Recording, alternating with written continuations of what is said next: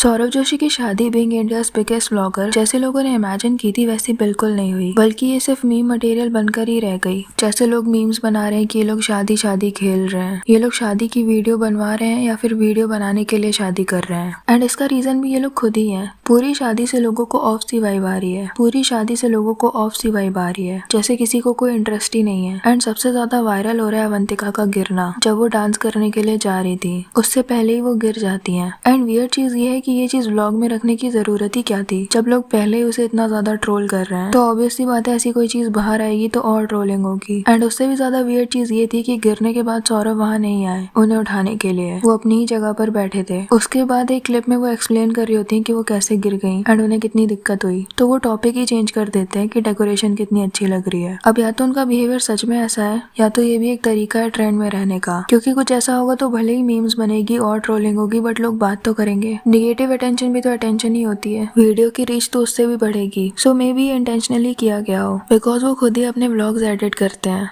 तो ये सब क्रॉप क्यों नहीं कर दिया उन्होंने, क्योंकि हर चीज जस्टिफाई की जा सकती है कि चलो उस वक्त अचानक से समझ में नहीं आया तो वो नहीं उठ पाए उनके गिरने पर, या फिर शादी हो रही है, इतने सारे लोग हैं, सबकी अटेंशन उनके ऊपर है तो उन्हें समझ नहीं आया कि कब क्या बोलना चाहिए। बट ये सब दोबारा देखने के बाद अपलोड कर देना किसी की बेइज्जती करवाने के लिए, जो कि यू नो की डेफिनेटली होगी ही, इसका तो कोई एक्सप्लेनेशन नहीं है। सौरव ने भी डांस किया था जो लोगों को काफी वियर्ड लगा, और अवंतिका का मूड भी अजीब लग रहा था। लाइक वो ब्राइड एंड ग्रूम वाली खुशी नहीं दिख रही थी दोनों के चेहरे पे। ऐसा लग रहा था बस रिचुअल्स फॉलो कर रहे हैं। इन दोनों से ज्यादा इनके पेरेंट्स खुश लग रहे थे, जो कि हमने लास्ट वीडियो में भी बात की थी कि इनकी अरेंज मैरिज है। एंड सौरव की पूरी फैमिली बहुत प्राउड फील करती है इस बात पर कि उनका बेटा अरेंज मैरिज कर रहा है, उनकी पसंद से कर रहा है। बट ये अरेंज या फिर लव से फर्क नहीं पड़ता, ये आपस में वाइब मैच करने पर डिपेंड करता है एंड इंसान पर डिपेंड करता है कि वो क्या ढूंढ रहा है अपने पार्टनर में। कुछ लोगों को बस फैमिली एंड सोसाइटी के लिए शादी करनी होती है कि सबकी खुशी है तो कर लेते हैं एंड पूरी जिंदगी समाज एंड फैमिली के हिसाब से ही सब करना है बस। बट कुछ लोगों को पार्टनर चाहिए होता है जो उन्हें इमोशनली सपोर्ट करे। जिस फैमिली से वो आए हैं उससे ज्यादा उनके लिए वो फैमिली मैटर करती है जो वो अपने पार्टनर के साथ बनाने वाले हैं। एंड ये दोनों ही चीजों में बहुत फर्क होता है। इनकी शादी में लोगों को वाइब इसलिए भी नहीं आ रही होगी क्योंकि काफी कम लोग थे, फैमिली वालों के अलावा कुछ क्लोज रिलेटिव्स को ही बुलाया था इन्होंने।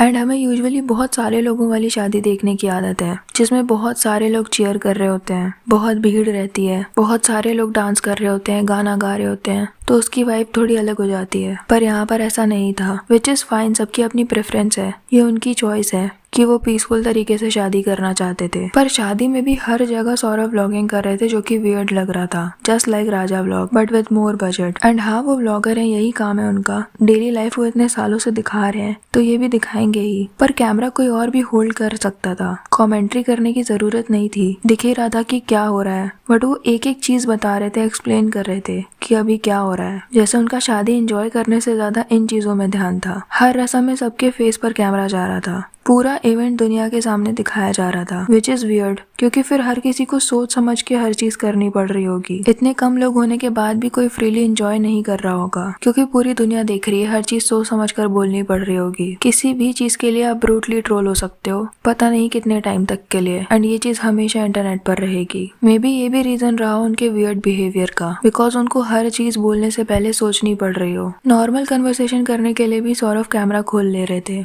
एंड अवंतिका ने तो हार्डली कभी स्माइल की होगी पूरे व्लॉग में। रिमेम्बर जब इन्होंने पहला व्लॉग डाला था जिसमें अवंतिका का फेस रिवील हुआ था, उसमें भी उन्होंने यही चीज पूछी थी कि क्या वो शादी वाले दिन भी व्लॉग करेंगे, एंड उनकी बातों से लग रहा था कि वो नहीं चाहती कि वैसा करें। एंड सौरव ने उस टाइम बोला भी था कि वो नहीं करेंगे, कोई और कैमरा संभालेगा, पर ऐसा नहीं हुआ। एंड ये चीज लास्ट में काफी वियर्ड लग रही है। ऑल्सो वो पहले इतनी ज्यादा जज हो चुकी है, ऑनलाइन ट्रोल हो चुकी है, एक्सपोज भी हो चुकी है, और कुछ लोग जरूर बोलेंगे कि ये उनका सबसे बड़ा इवेंट है लाइफ का, उनकी पर्सनल चीजें हैं तो इस पर कमेंट नहीं करना चाहिए। जैसे मलान फैमिली आ गई थी बोलने के लिए, बट दे लिटरली वांट कि लोग देखें, इस बारे में बात हो, तभी तो इतने सारी डिटेल्स डाल रहे हैं लोग हर जगह। टू बी ऑनेस्ट जितनी ट्रोलिंग वगैरह हुई है उसको देखते हुए शादी एक लाइफ टाइम इवेंट होता है, इसका इतना डिटेल व्लॉग बनाने की जरूरत ही नहीं थी। अगर सिर्फ किसी और ने शूट किया होता, वो वीडियो भी पोस्ट कर दिया होता while actually enjoying your wedding, तो भी अच्छे व्यूज ही आते एज यूजुअल, क्योंकि पहले ही लोग अवंतिका की पुरानी क्लिप्स ढूंढ ढूंढ कर उन्हें ट्रोल कर रहे हैं। एक क्रिएटर ने उन्हें एक्सपोज भी किया था कि वो स्कूल टाइम में उन्हें बुली किया करती थी उनके कर्ली बालों के लिए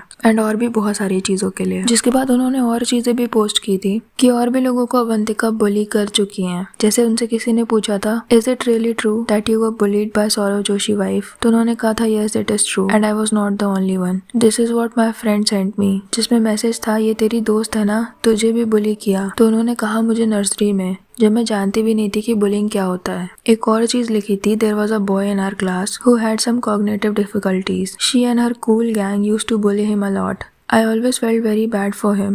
No one said anything to them because he sometimes had behavior problems.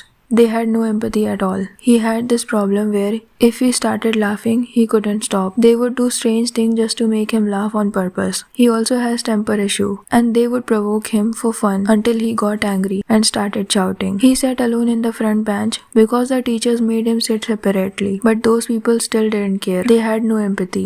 And just for their own amusement, they made fun of him. They made him suffer and then laughed about it together. मतलब इनके school में कोई लड़का था जिसे problem थी कि जब वो हंसना स्टार्ट करता था तो वो रुक नहीं पाता था और उसे टेम्पर इश्यूज भी थे, तो ये लोग उसे जानबूझकर और हंसाते थे उसका मजाक उड़ाने के लिए। जबकि हमें इन चीजों के बारे में उतना एजुकेट नहीं किया जाता, बट ये सीरियस चीजें ही होती हैं अगर किसी को ऐसी प्रॉब्लम्स हैं तो। बट इन लोगों को उसके लिए कोई एम्पैथी नहीं थी। सो ये सब बाहर आने के बाद इन लोगों ने इस बारे में कोई एक्सप्लेनेशन भी नहीं दी है, तो लोग ऑब्वियसली बहुत हेट कर रहे हैं अवंतिका से। एंड ऐसी चीज करके व्लॉग्स में ये लोग और मौका ही दे रहे हैं लोगों को और ट्रोल करने का। एंड आई नो अवंतिका को पहले ही पता होगा what she is signing up for, but vlogger couples में यही होता है, या तो ट्रोल होते होते कॉन्फिडेंस खत्म हो जाता है या तो उनका रिश्ता बहुत खराब हो जाता है। एंड अभी ये सारी वीडियोस आने के बाद लोग और ट्रोल कर रहे हैं उन्हें। जैसे किसी ने कमेंट किया, शादी है या picnic, the boring wedding ever. शादी शादी ही नहीं लग रही, असली ब्राइड तो अम्मा लग रही हैं। She is looking like a guest more than a bride. ये शादी है इतनी boring. Chill guys, don't make fun of him,